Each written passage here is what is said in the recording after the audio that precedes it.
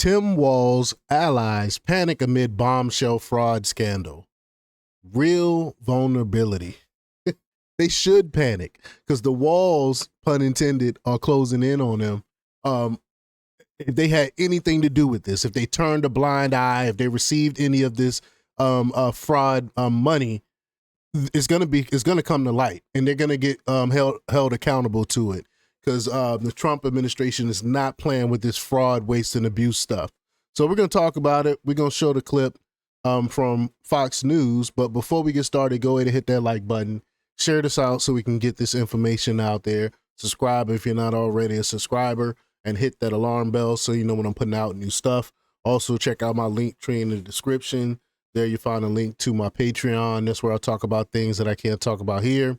There's also a link to my Instagram and my X account, so follow me there as well. All right, let's get right to the clip here. Here we go. And you know who's not a lumberjack is Tim Walz. Definitely not. No. He wears camo, but yeah, he wears camo. And I have a feeling he can't handle a chainsaw. I've even seen him handle a gun. In a lumberjack shirt, but he doesn't quite fit the bill. And it's gotten so bad with the roiling scandals going on in Minnesota that he has either turned a blind eye to, or for some reason has turned a blind eye to. That even some of his allies are saying that his political career is over. Former Minnesota State. Oh yeah, it's definitely over. You can't be the governor of a state that committed some of the biggest fraud case in history, and the money actually went to terrorist groups and continue to run for office. Like, you're done. You're done. I mean, I don't care how much they already didn't like this dude because they saw how much of an idiot he was when he ran with Kamala Harris. But now he's definitely over. It's definitely over for him when it comes to politics. His political career is donezo. And political analyst in Minnesota. This is who is this? Ember Reichgott Jung. Saying he is clearly vulnerable and, in my view, is riskier than any Democratic candidate that might run. Anonymous longtime ally of Walz's in Minnesota, a different person, said, it's clearly a real vulnerability. Even suburban dads would bring it up to me over the summer. Which is interesting because this news of this fraud has been circling around Minnesota for a while, but it's really broken. For a while. That's what makes it so bad, because he can't say that he didn't know about it, because people been talking about the fraud there, and the state did absolutely nothing about it. Only until the federal government got involved did we hear anything from Tim Walz about this. State did absolutely nothing. They allowed this fraud to happen. Open, and we're seeing the scale of it. It's now the biggest fraud case in America. Over $1 billion. There's probably more to come, more things to come out of this as well. Was it incompetence? Was there some skimming of money off the top, and sort of putting a blind eye to it? We don't know.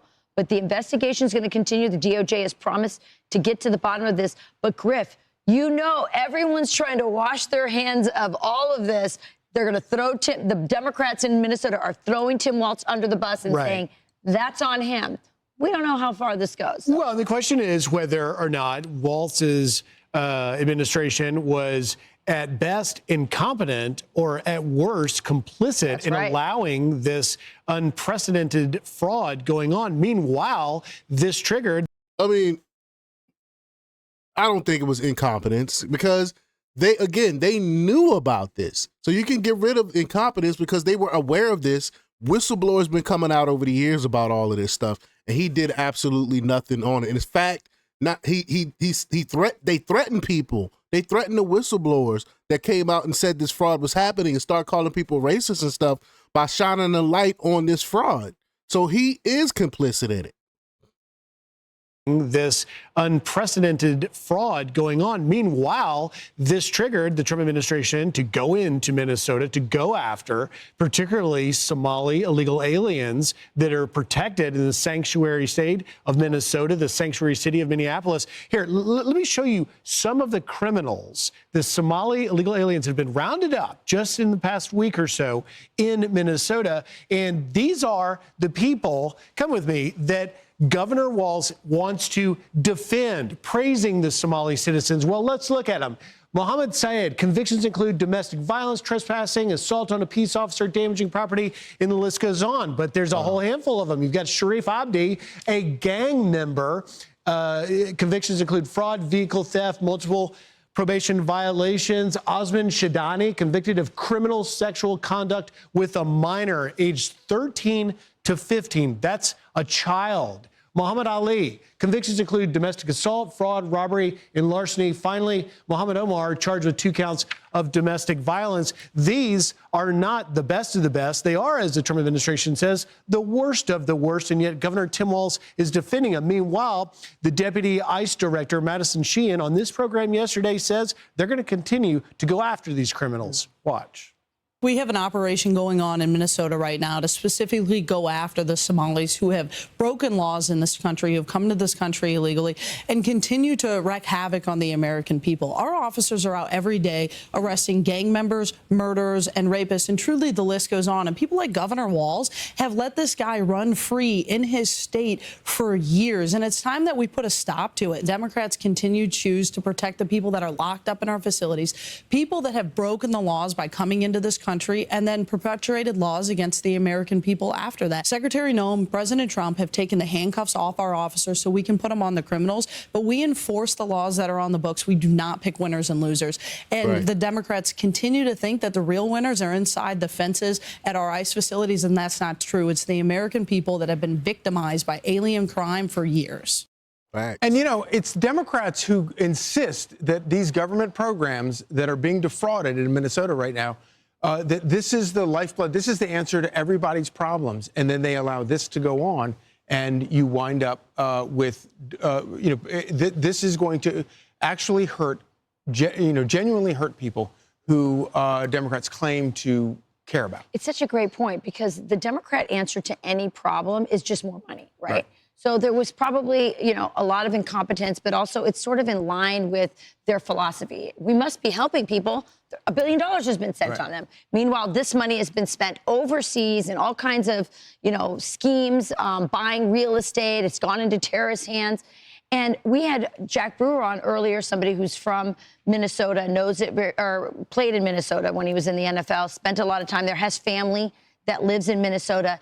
He's talked about the poverty rate of, this is a lot of African Americans who live in Minneapolis, the poverty rate, the education, how bad it is, and all of this. Yeah, and a lot of black folk, I'm talking about foundational black Americans that live out there in Minnesota, are fed up with the Somalis out there. You look no further than TikTok and hear what people that actually live in Minnesota, live in Minneapolis have to say about the Somalis and the fraud and stuff like that. Black folk have Somali fatigue. They're tired of them. They have illegal migrant fatigue. We're just sick and tired of people getting put before the black community. And black folk are actually speaking up and speaking out against this stuff that's going on, because they're draining our resources that could be going to our community to help our people. Money getting wasted when it could have gone to really help people. And it's just, it's absolutely shameful. And we really need to talk about, and again, this is a hot button issue, assimilation. Are there certain immigrants that if you're not going to come here and you're not going to assimilate, if you're not going to assimilate, then you're not going to come here. You have to learn the language. You have to learn the culture. And you can't export the same crap that you ran away from to our country. It doesn't work like that.